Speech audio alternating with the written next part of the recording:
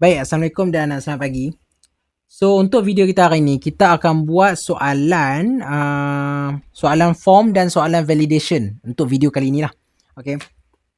Now, untuk video kita kali ni, aku akan buat soalan ni lah. Bukanlah soalan ni basically, tapi ikut konsep soalan macam ni. Tapi tak ikut sebiji lah, macam ada suruh buat, igloo apa semua, aku tak buat. Okay. Cumanya, konsep lah, aku just nak ajak balik, nak ulang balik apa yang kita dah belajar. Okay. Baik. Untuk video kali ni, kita tengok yang ni aku kajak sikit lah. Dekat dalam soalan ni dia minta use at least 10 different types of form input, okay. Now dekat sini dia ada minta 10 jenis input lah kat sini, nampak? Okay. Now 10 jenis input tu apa dia? Okay.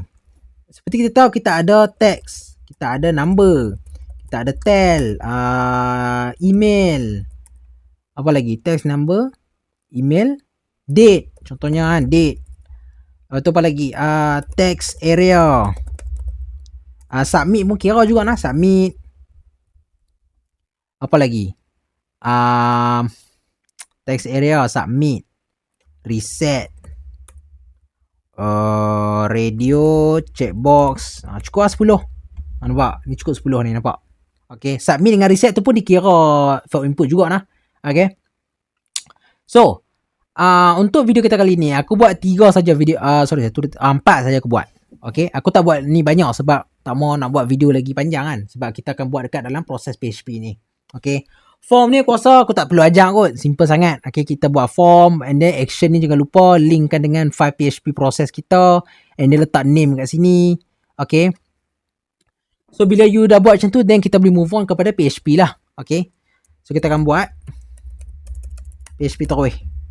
Dan soalan dia, kita akan check soalan validation. Yang ni soalan 2. And then dia akan sambung ke soalan yang ni. Okay. Ni soalan dia. Construct PHP to receive input. Input validation. Empty input. Error message. If the length of the identification number is less or more than 12 characters. Ini kita akan buat lah untuk IC ni. Okay. Kita akan buat. Kita akan pakai string string length. Okay.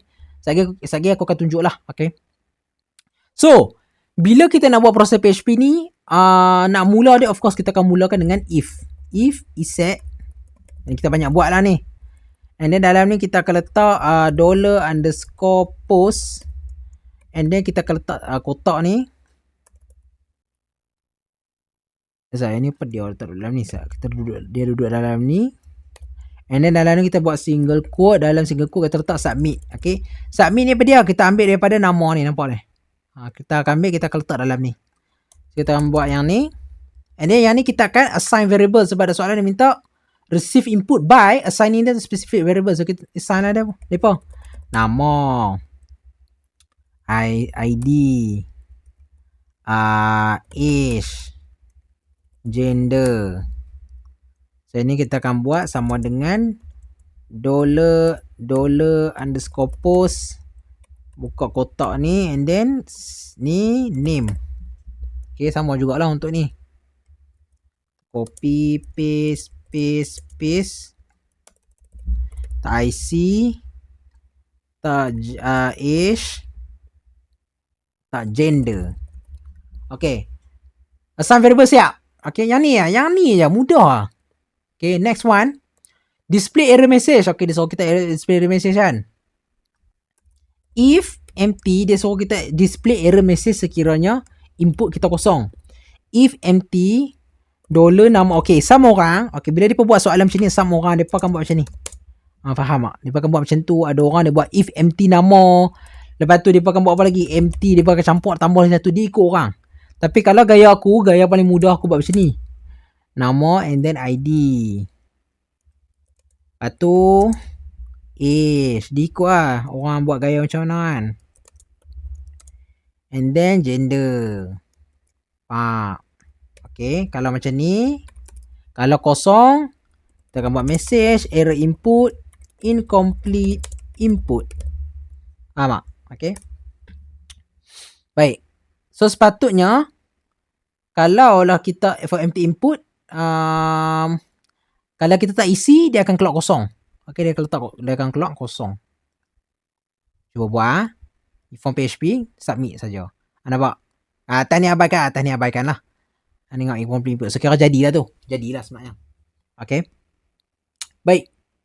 Now soalan seterusnya dia minta an error message also appear if the length of the identification card is less than or more than 12 characters. Okay, cara nak buat dia mudah saja. Okay. Kita tambah else if, okay.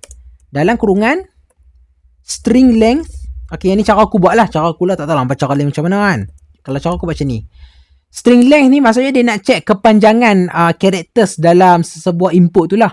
Contoh kita nak check panjang dia berapa untuk ID ni. Patah perkataan lah. Patah characters dia ada dalam tu. So dalam kita akan check else if berapa patah perkataan. Patah perkataan tu mesti sama dengan 12. Tak boleh lebih, tak boleh kurang. Mesti 12. Kalau lebih daripada 12, kurang daripada 12 akan keluar message error echo IC should be 12 characters. Sama orang dia buat macam ni, sama orang dia buat lebih, sama dengan tak apa. Yang tu sebenarnya tak elok lah. Not best practice lah sebenarnya. Nak elok buat macam ni. Okay. So, echo should be 12 characters. So, bila kita buat macam ni, katakanlah aku isi nama. Kan? Aku buat 1, 2, 3 ni. Oh, dia tak keluar. Sebab apa? Else if. Oh, ni kita buat else. Okay. Patutlah. Echo berjaya. Good. Tak tahu lah. Aku cuba if else if sama dengan 12. Submit tengok. Berjaya. Oh, berjaya. Kau sebab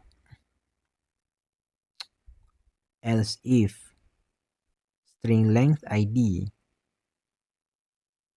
Kau aku bagi nama silap. Oh, I see. ID betul lah aku buat. Apa silap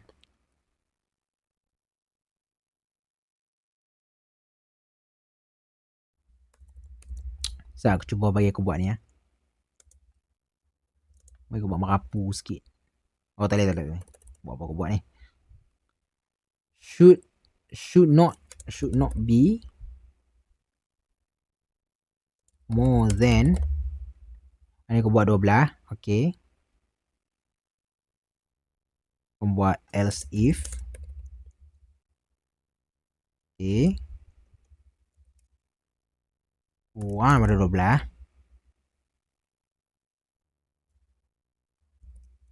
Should be more than 12 characters. Okay. Now, echo ni cara aku buat lah. Okay, cara budak-budak yang tak power sangat pada IT dia akan buat macam ni lah. Berjaya. Alright. So, kalau dia lebih pada 12, should not be more than 12 characters. Kalau kurang, should be more than 12 lah. Okay. Is that? Should be 12. Should be 12 characters. I see should be 12 characters. Should not be more than. Okay, boleh macam ni lah. Okay. So, kita cuba buat Okay, 1, 2, 3. 20. Should be 12 characters. Okay. Kita lah yang ni kurang yang ni kurang. Okay, ni kurang. Kalau kita buat lebih, 1, 2, 3, 4, 5, 6, 7, 8, 9, 10, 11. Semua tu. IC should not be more than 12 characters. So, katalah aku buat IC sendiri 0611. Pelik kan? 1, 2, 3, 4, 5, 6, 7, 8, 9, 10, 11, 12. Berjaya. Nampak? Okay. Baik. Ini kita dah berjaya buat. Dah untuk soalan ni. Soalan B ni. Okay. Soalan C dengan D ni aku akan buat video yang berbeza. Okay, baik. Untuk ni lagi satu tips lah. Sebelum aku nak habiskan video ni. Kadang-kadang bila hampa buat gender ni kan, faham tak? Radio button ni kadang-kadang ada orang kan, dia tak buat ni value ni. Okay, and I'm gonna show you why. Okay, benda ni penting. Value ni penting. Okay, dan aku akan beritahu kenapa. Sama orang tak tahu benda ni. Kalau dah tahu tak apalah. Okay. Aku akan bagi contoh lah kan. Echo nama name lah. Name sama dengan titik $nama. Macam ni ya. Okay, now. And then ni aku letak IC age, gender. Okay. Panggil ID, yang ni kita panggil by age, gender. Alright, macam ni. Okay. Katakanlah aku tak buat ni kan. Tak buat ni. Dia bukan error, dia bukan error, dia bukan tak error tau. Dia aku tunjuk contoh Okay. Contoh aku buat 1 2 3 4 5 6 7 8 9 10 11 12. Tak 20 and then aku ambil mail. Aku buat macam ni. Perasan tak? Okay, yang Berjaya nak pakai lah. Berjaya, name, IC, age. Okay, kita tengok gender ni. Perasan tak? Bila aku tak letak value dekat dalam ni, dia akan keluar on. Faham tak? Okay, maksudnya apa? Kita on radio button tu, tapi kita tak tahu nilai apa yang kita ambil. Faham tak? So, macam mana kita nak bagi dia muncul gender male lah. Inilah functionnya. Kita akan buat value macam ni. Okay. So, bila kita akan isi balik lah kan. Dia ni tak function. Bila kita isi balik. Okay, kita reset balik. 1, 2, 3, 4, 5, 6, 7, 8, 9, 10, 11, 12. Lebih sangat ni.